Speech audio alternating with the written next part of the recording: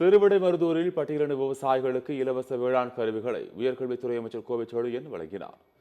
தஞ்சாவூர் மாவட்டம் திருவிடைமருதூரில் பட்டியலின விவசாயிகளுக்கான இலவச வேளாண் கருவிகள் வழங்கும் நிகழ்ச்சி நடைபெற்றது.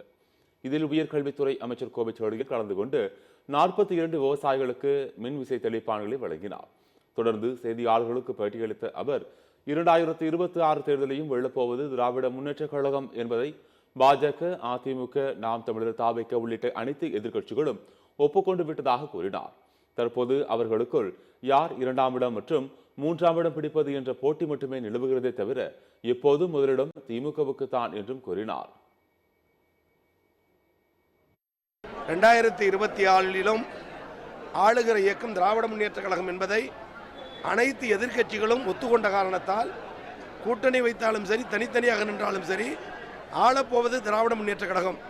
பாஜக சொல்லுகிறது எங்களுக்கு எதிரி திமுக, எடப்பாடி சொல்லுகிறார் எங்களுக்கு எதிரி திமுக, நாம் தமிழர் சொல்லுகிறார் எங்களுக்கு எதிரி திமுக, புதியதாக வந்திருக்கிற நடிகர் விஜயும் சொல்லுகிறார் எங்களுக்கு எதிரி திமுக.